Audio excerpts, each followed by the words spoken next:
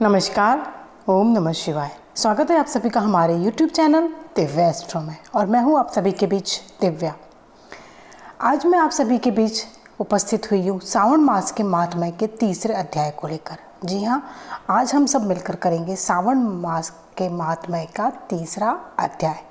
इससे पहले भी मैं 2 अध्याय अपने चैनल पर अपलोड कर चुकी हूँ और आपके लिए प्रतिदिन 30 दिन के 30 अध्याय मैं आपके लिए अपने इस चैनल पर अपलोड करूँगी। तो चैनल पर बने रहने के लिए चैनल को सब्सक्राइब करके बेल आइकन ज़रूर प्रेस कीजिएगा।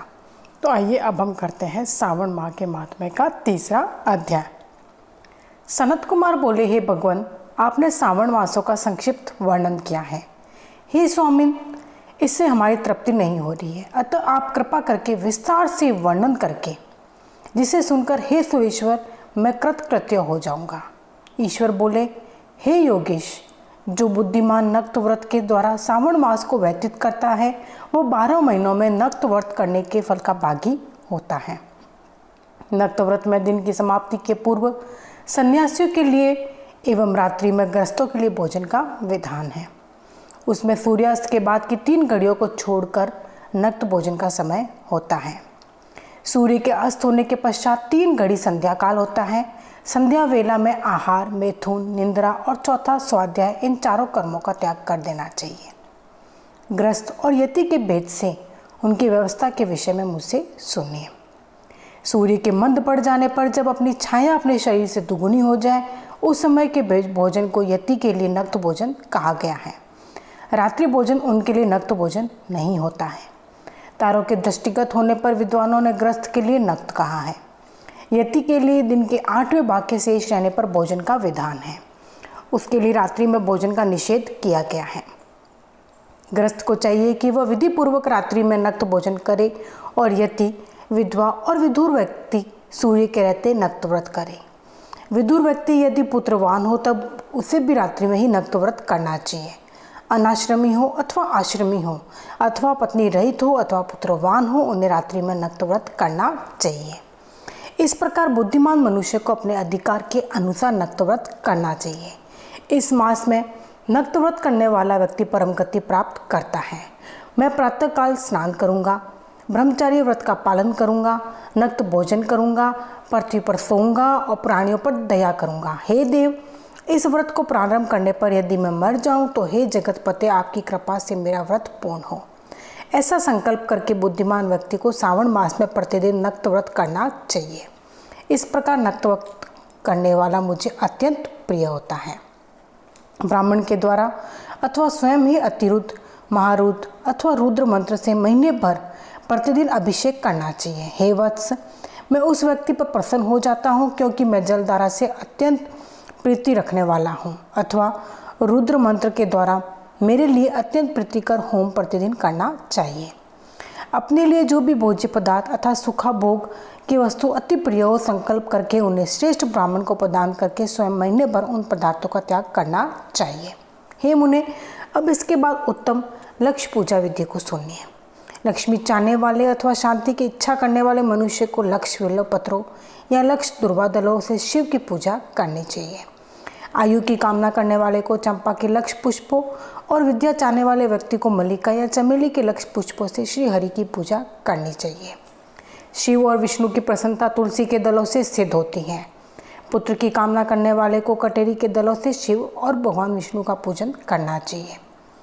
बुरे स्वप्न की शांति के लिए धान्य से पूजन करना प्रशस्त होता है। देव के समक्ष निर्मित किए गए रंगवल्ली आदि से विभिन्न रंगों से रचित पद्म, स्वास्तिक, चक्र आदि से प्रभु की पूजा करनी चाहिए। इस प्रकार सभी मनोरथों की सिद्धि के लिए सभी प्रकार के पुष्पों से यदि मनुष्य लक्ष्य पूजा करे तो शिव जी अवश्य प्रसन्न होंगे। तत्पश्चात उद्यापन करना चाहिए, मंडप निर्माण करना चाहिए और मंडप के त्रिभाग परिमाण में वेदिका बनानी चाहिए। तदंतर पुण्य हवाचन करके आचार्य का वरण करना चाहिए और उस मंडप में प्रविष्ट होकर गीत और वाद्य के शब्दों और तीव्र वेद ध्वनि से रात्रि में जागरण करना चाहिए। वेदिका के ऊपर उत्तम लिंगोत्तर भ्रत बनाना चाहिए और उसके बीच में चावलों से सुंदर कैलाश का निर्माण करना चाहिए। उसके ऊपर तांबे का अत्यंत चमकीला और पंच पल्लव युक्त कलश स्थापित करना चाहिए और उसे रेशमी वस्त्र से वेष्टित कर देना चाहिए। उसके ऊपर पार्वती पति शिव की सुवर्णमय प्रतिमा स्थापित करनी चाहिए। तत्पश्चात पंचामृत पूर्वक धूप दीप और नैवेद्य से उस प्रतिमा की पूजा करनी चाहिए और गीत वाद्य नृत्य वेद शास्त्र और पुराणों के पाठ के द्वारा रात्रि में जागरण करना चाहिए। इसके बाद प्रातःकाल भली भांति स्नान करके पवित्र हो जाना चाहिए और अपनी शाखा में निर्दिष्ट विधान के अनुसार वेदी का निर्माण करना चाहिए। तत्पश्चात मूल मंत्र से या गायत्री मंत्र से या शिव के सहस्त्र नामों के द्वारा तिल और घृत मिश्रित खीर से होम कराना चाहिए अथवा जिस मंत्र से पूजा की गई है उसी से होम करके पूर्णाहुति डालनी चाहिए। इसके बाद वस्त्र अलंकार भूषणों से भली भांति आचार्य का पूजन करना चाहिए। तत्पश्चात अन्य ब्राह्मणों का पूजन करना चाहिए और उन्हें दक्षिणा देनी चाहिए। जिस जिस वस्तु से उमापति शिव की लक्ष्य पूजा की हो उसका दान करना चाहिए। स्वर्णमयी मूर्ति बनाकर भगवान शिव की पूजा करनी चाहिए। यदि दीप कर्म किया हो तो उस दीपक का दान करना चाहिए। चांदी का दीपक और स्वर्ण की वर्तिका अर्थात बत्ती बनाकर उसे गोगत से भरकर सभी कामना और अर्थ की सिद्धि के लिए उसका दान करना चाहिए। इसके बाद प्रभु से क्षमा प्रार्थना करनी चाहिए और अंत में 100 ब्राह्मणों को भोजन कराना चाहिए। हे मुनि, जो व्यक्ति इस प्रकार पूजा करता है मैं उस पर प्रसन्न होता हूँ। उसमें भी जो सावन मास में पूजा करता है उसका अनंत फल मिलता है।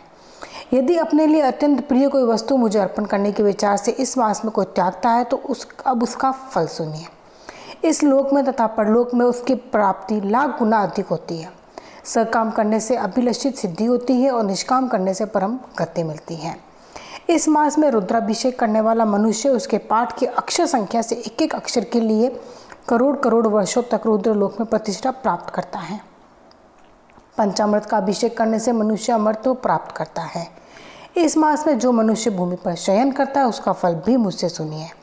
हे द्विश्रेष्ठ, वह मनुष्य 9 प्रकार के रत्नों से जड़ी हुई सुंदर वस्त्र से आच्छादित बिछे हुए कोमल गद्दे से सुशोभित देश तकियों से युक्त रम्य स्त्रों से विभूषित रत्न निर्मित दीपों से मंडित और अत्यंत मृदु और गरुड़ाकार अथवा हाथी दांत की बनी हुई और चंदन की बनी हुई उत्तम शुभ शैया प्राप्त करता है। इस मास में ब्रह्मचर्य का पालन करने से वीर्य की दृढ़ पुष्टि होती है। ओज बल शरीर की दृढ़ता और जो भी धर्म के विषय में उपकारक होते हैं वह सब उसे प्राप्त हो जाता है।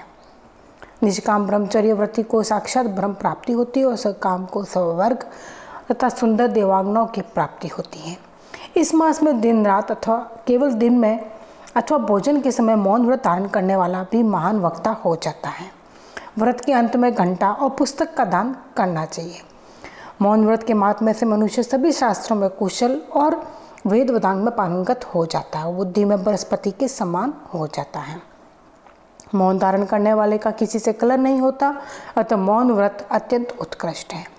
इस प्रकार श्री स्कंद पुराण के अंतर्गत ईश्वर सनत कुमार संवाद में सावन मास महात्म्य का 3रा अध्याय पूर्ण हुआ। यदि आज का मेरा यह वीडियो आपको पसंद आया हो तो वीडियो को लाइक ज़रूर कीजिएगा और यदि आज आप मेरे चैनल पर पहली बार आए हैं तो चैनल को बिना सब्सक्राइब किए बिल्कुल भी ना लौटेगा और बेल आइकन भी ज़रूर प्रेस कीजिएगा और एक बार जान करके मेरे चैनल की प्लेलिस्ट को ज़रूर विजिट कीजिएगा। आपके काम के बहुत से वीडियोस मैंने इस चैनल पर पहले से अपलोड किए हुए हैं। अब मैं आप सभी से इजाज़त चाहती हूँ। हर हर महादेव।